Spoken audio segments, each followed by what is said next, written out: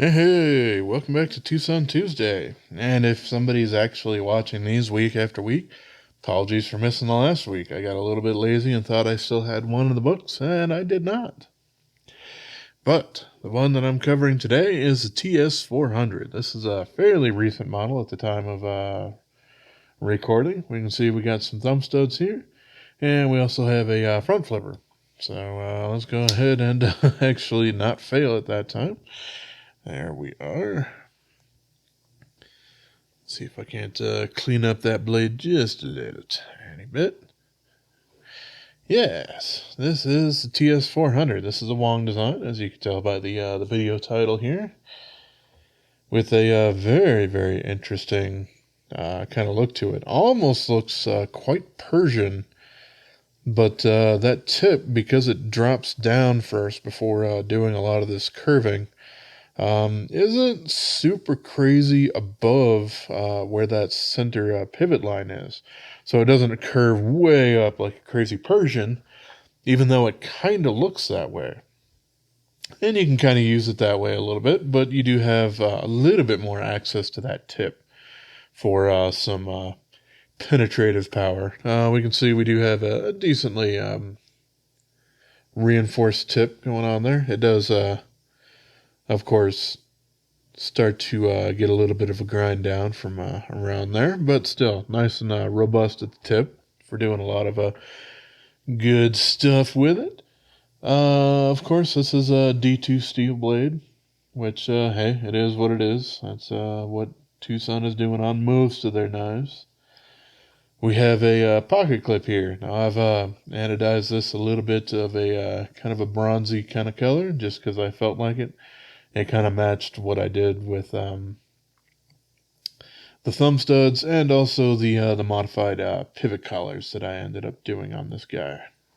They were all done at the same voltage at the same time, so any difference in color basically comes down to the different finishes that were on here beforehand. I didn't polish them all up beforehand because I didn't really want them all to be super crazy shiny.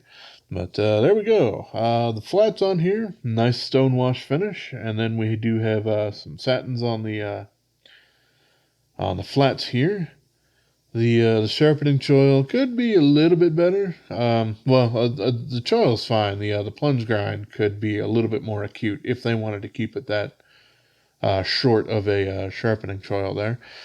But it works out all right. I didn't create much of a smile while I was doing my reprofiling to 17 degrees behind the edge that I end up doing with a lot of D2.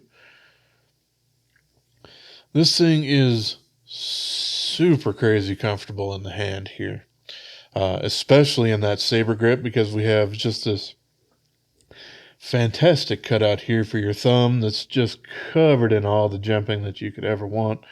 It's not crazy aggressive, but it does a very, very good job of holding your hand right there. So you can get just a heck of a lot of really confident power going into any of the cuts that you're going to be doing with this guy here. Pretty darn fantastic. This thing is mostly made out of titanium. We do have a nested steel liner lock in here. They've done this on a few models so far. A little bit more popular this year.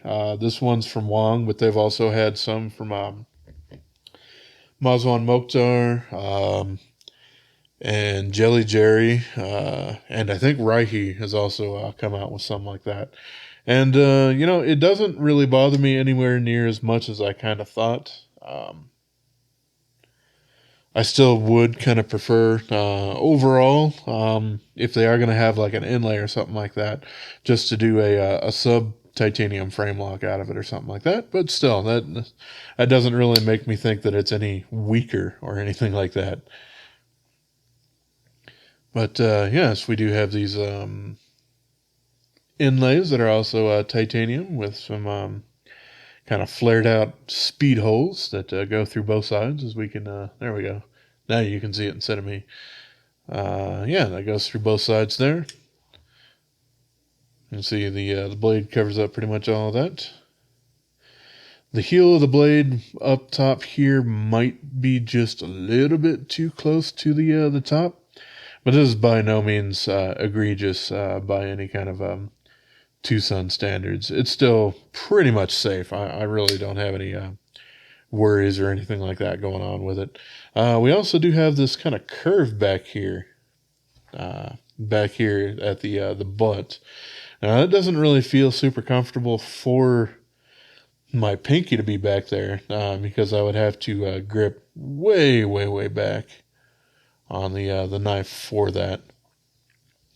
But this does make it incredibly comfortable if you are going to use this in a reverse hammer grip.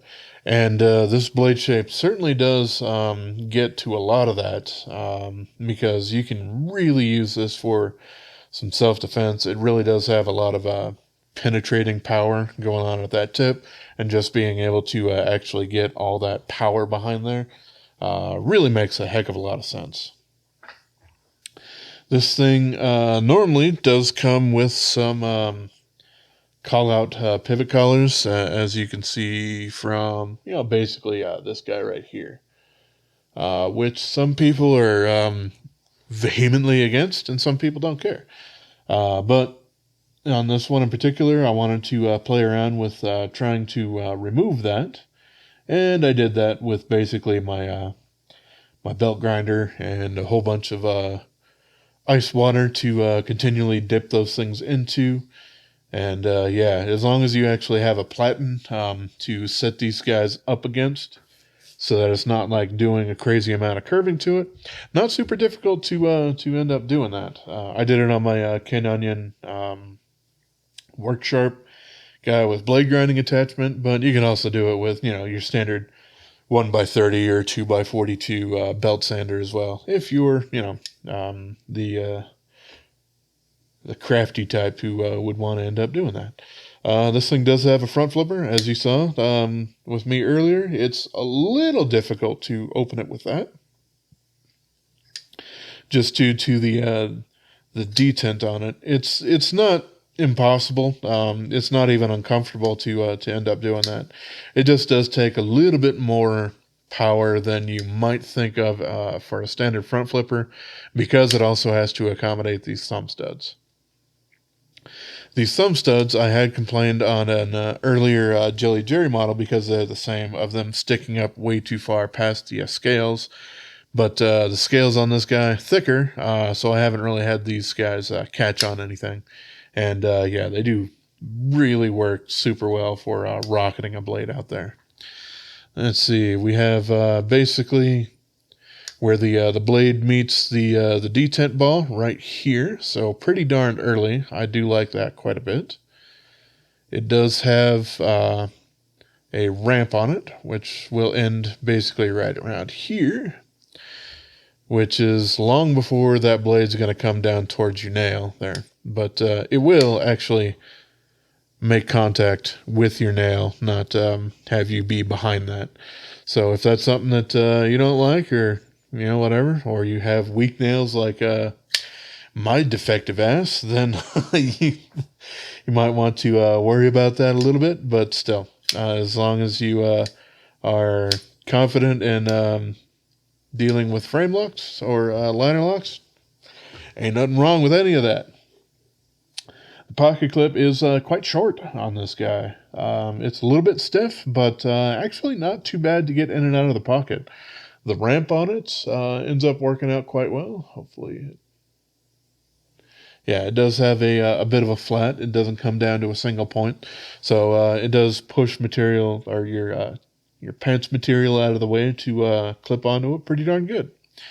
As far as I know, currently, this one with the kind of anodized inlay, it's the only version that's available. But they do call it the 400-C, which makes me think maybe they'll do something different with them in the future.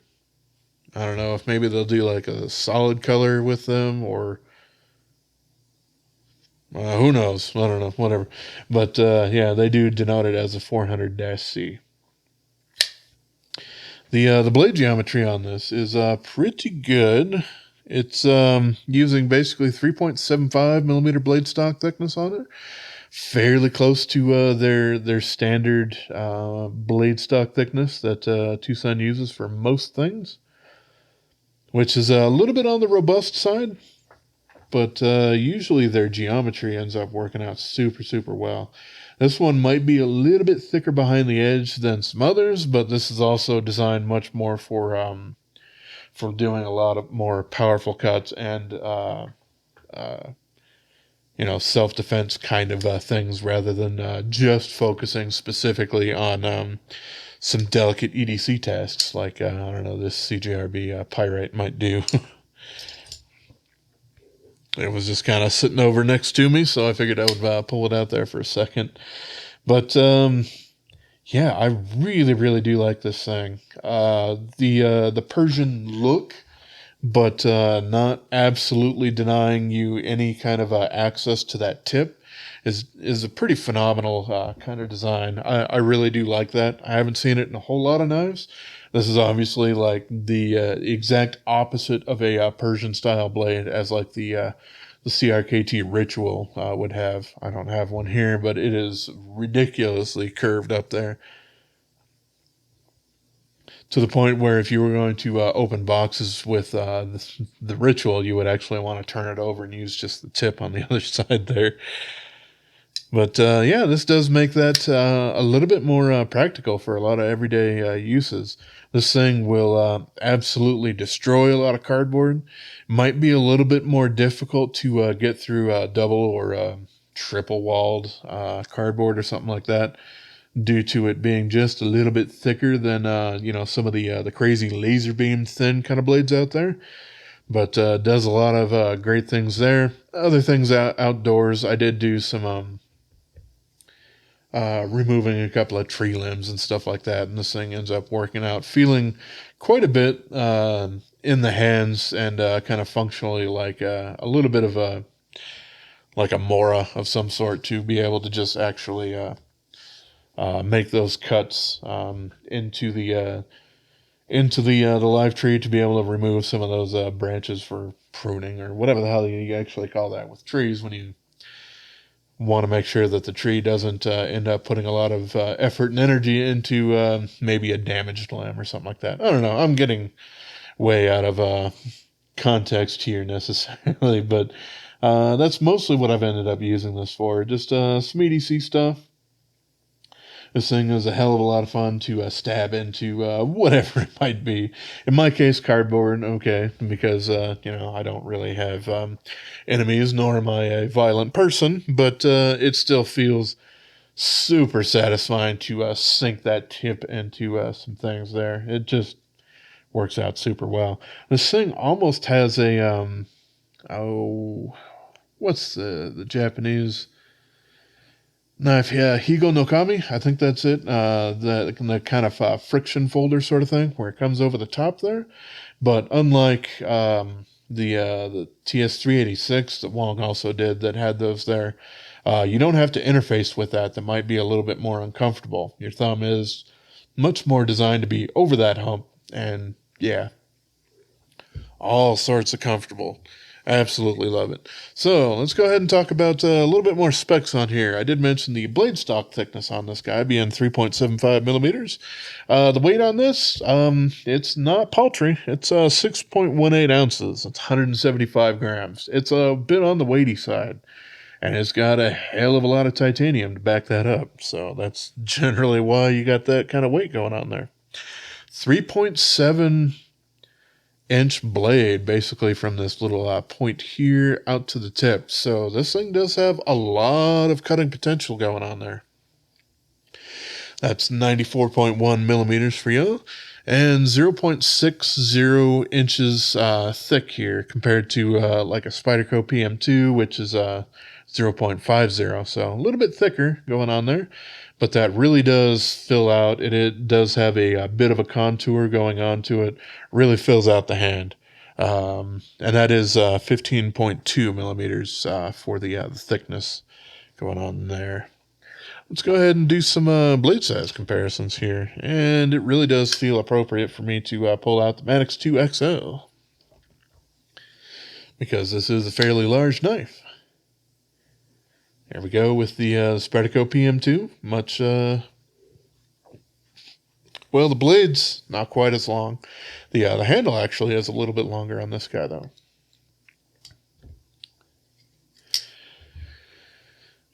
Let's see. The pair 3, probably not super important, but sure, I'll go ahead and pull it out. You know, they are definitely not in the same size range. Here we are with the Endura, though, and that does have fairly similar to blade length on it. Again, longer handle on it. And let's go for a couple of Benchmads here. Let's go for a full-size Griptilian. And the 940. And let's see, I don't usually use it for a blade size comparison because it's fairly similar to the Griptilian, but I have it here, so here's the Freak with a little bit longer handle and a little bit taller blade than the standard Griptilian there. Let's see, as far as another larger, more affordable knife, we also have the Rat number 1 that is a decent kind of comparison there. We can also do the Civivi Elementum. That's really not anywhere near useful. But what could be a little bit more useful is the Civivi Elementum button lock that's quite a bit larger. Still smaller than this knife, but sure. In case that's useful for anybody, there we go. Now I'm going to move this pile of knives out of the way here. So, alrighty, I think that's basically everything I wanted to cover. Oh, hidden lanyard post. Always love to see that, where it doesn't really hurt the aesthetics here. And also because this is a liner lock, we don't have an external lock bar relief there, so it kind of keeps that aesthetic on the backside nice and symmetrical with the front. I appreciate those details at least. So, with all that being said, you saw me pull out the screwdriver. That's because we're going to take this thing apart and kind of take a little bit closer look on the inside. If that's not something you're into, appreciate y'all for stopping by. I've basically said everything that I wanted to say on the normal review there. So, let's go ahead and pop this guy open here. We got T8 hardware all the way around. I always love to see that. We have this pocket clip nicely inset with a very non-symmetric inset there, so that ends up working out quite well for just having all sorts of strength and stability going on there. And then I can remove this pivot screw here, and then there's the pivot collar there that I've modified. And of course, there we go. We can get on the inside here. We don't really have much in the way of weight relieving on the inside here. However, we do have these inlays here. So all of that weight relieving was done on the inside, but then also plugged back in with titanium. So that is also one of the reasons why it's fairly heavy. We have a little bit of a screw up top here for both of these, so they can come out. They're not adhered into place. Not necessarily any reason for me to open those guys up or anything like that, but still nice to point that out. And then this is using their newer construction, so their D-shaped pivot goes in on the show side. So when you're putting this guy back together, in this particular orientation, which is the one that I'm most comfortable with, you don't really have to worry about trying to set where that D-shape points when you're trying to put on the lock bar side. We got their standard ceramic bearings going on there. Nothing super special or different. And we got this little tailpiece here. Interesting that behind where it sits at the butt there has a little bit of a cutout there. I don't necessarily know if that was to help with balance or something, but it certainly had to have had some sort of reason to exist, because it's an extra machining step that probably didn't need to happen otherwise. But still interesting to see that there. let's see. Oh, that I thought was the stop pin, the same size for the lanyard hole post there, because that one was not stuck, but it was just on the lock bar side. So there we go. Alrighty, yep, make sure that I don't have anything stuck to the blade that I don't want to have stuck to the blade. There's that one. This thing's already lubricated with my choice of KPL oils, so I don't really feel much of a need to change much of that. For a lot of these guys, I do end up putting the heavy oil here to help give just a little bit of extra friction to those bearing races there, so I don't really have any troubles with the bearing races actually moving before the bearings actually have a chance to move with any of these things. That guy, real snug fit going in there, no problems really, but there we go. Go ahead and toss that pivot screw back on there. And from here, I can mash that clip back in there and get the last and final screw all up through there. Doing your best not to actually cam out there so you don't end up stripping out the sides of those Torx things. Yeah, I could probably pull out a little bit on the... yeah. Nice and centered, like it should be. No play whatsoever, and just a really, really nice action. Maybe not the crazy absolute drop shut, but still, with the amount of weight going on this blade, yeah, ends up being a very, very comfortable wiggle shut. It's a fantastic blade. Maybe not everyone's cup of tea, but if it is, this thing has done exceptionally well. Something that I would highly recommend someone actually pick up if they are interested, at least a little bit, in,